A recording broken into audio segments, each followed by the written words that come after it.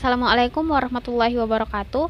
Saya Anissa Syafiko dengan NIM 200605110021. Di sini akan mempresentasikan mengenai praktikum 6 yaitu Advanced Sort, dan karena NIM saya ganjil, jadi saya akan mengimplementasikan algoritma Merge Sort untuk pengurutan berdasarkan NIM, Shell Sort untuk pengurutan berdasarkan nama, dan Quick Sort untuk pengurutan berdasarkan NIM.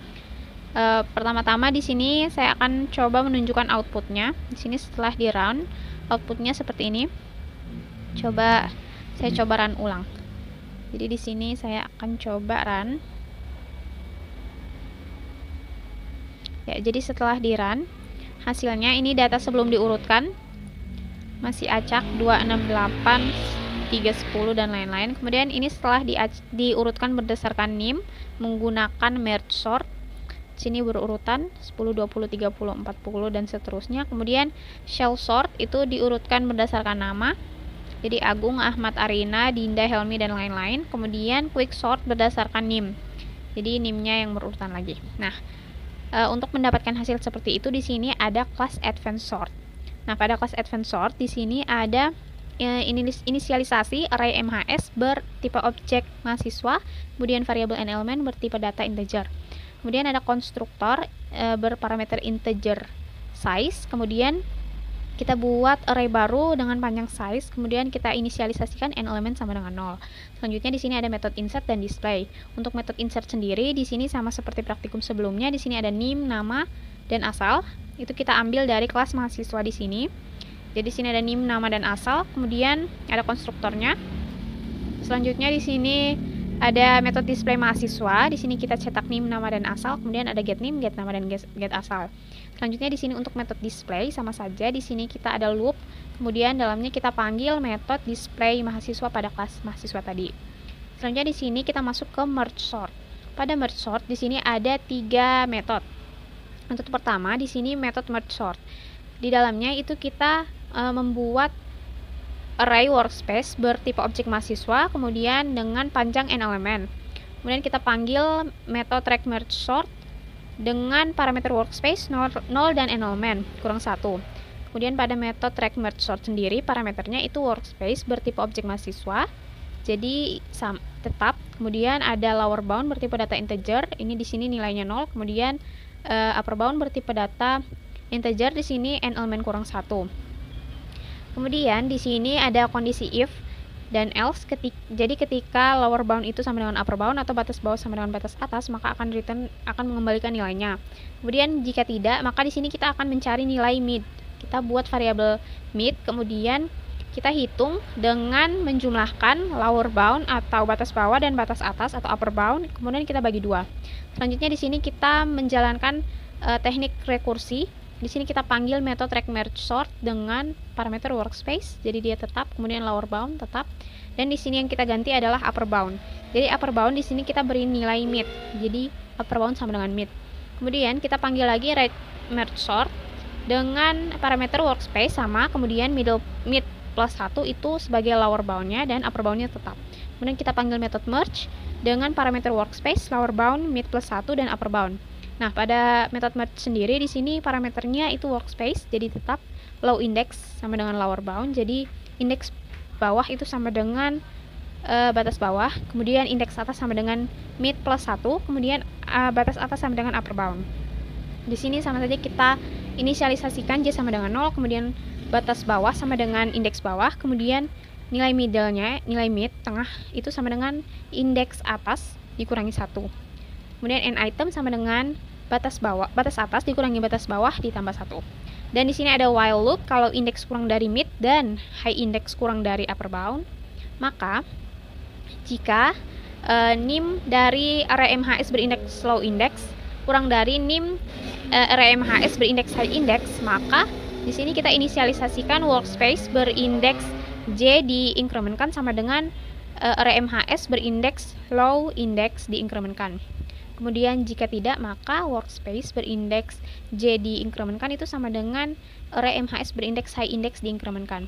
Selanjutnya di sini ada 2 while, yaitu ketika akan di loop ketika low index kurang dari mid dan workspace, maka workspace-nya itu J diinkrementkan dan array MHS itu low index diinkrementkan.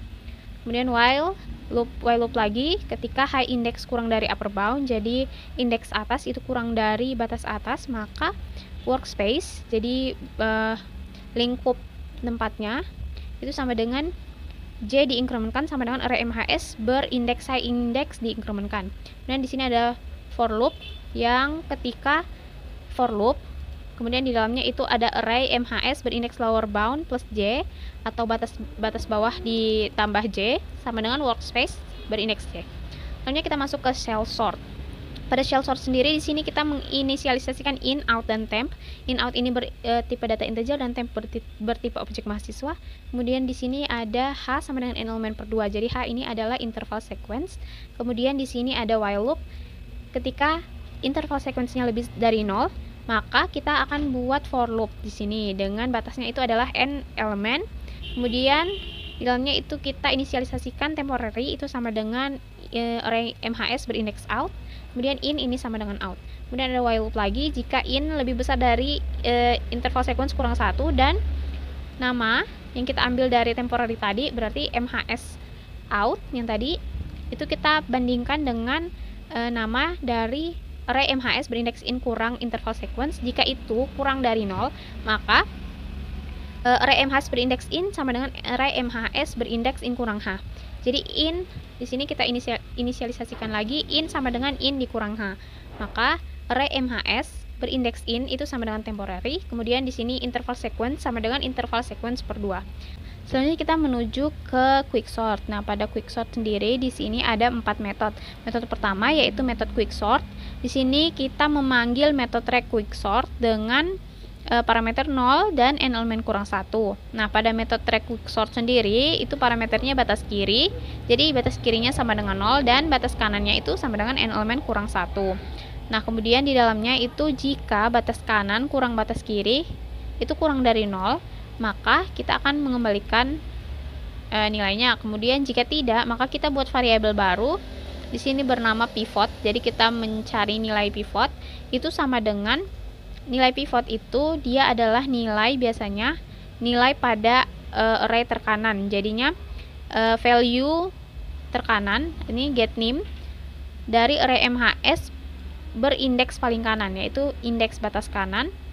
Itu adalah pivot. Kemudian kita buat integer partisi. Jadi di sini ada value variabel partisi yang isinya partition it. Kita panggil metode partition it dengan parameter batas kiri, batas kanan, dan pivot. Kemudian kita gunakan metode teknik rekursi, yaitu di sini kita panggil metode requicksort atau metodenya sendiri. Kemudian kita berikan parameter batas kiri dan partisi kurang 1. Jadi batas kanannya itu nilainya partisi kurang 1 dan requicksort itu batas kirinya itu sama dengan partisi plus 1.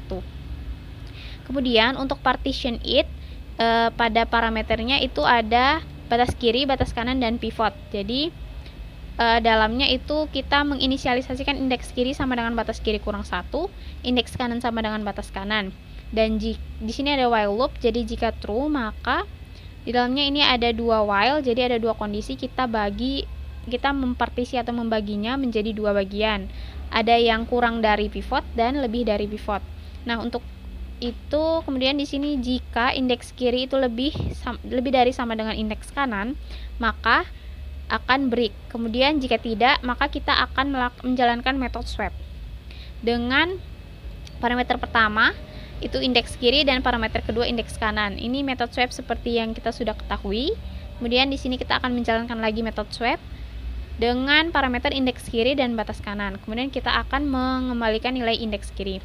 Selanjutnya di sini ada metode advanced sort app, yaitu metode yang berisi main method, kelas yang berisi main method. Nah, pada kelas ini di sini ada advanced, kita membuat variable instance dari kelas advanced sort. Kemudian di sini kita menginsert data-data yang kita inginkan. Kemudian di sini kita panggil metode display. Kemudian kita panggil metode merge sort, kita display. Panggil metode shell sort, kita display, dan panggil metode quick sort, kita panggil metode display. Maka hasilnya akan seperti output yang tadi. Seperti ini. Mungkin itu saja yang dapat saya sampaikan. Kurang lebihnya mohon maaf. Wassalamualaikum warahmatullahi wabarakatuh.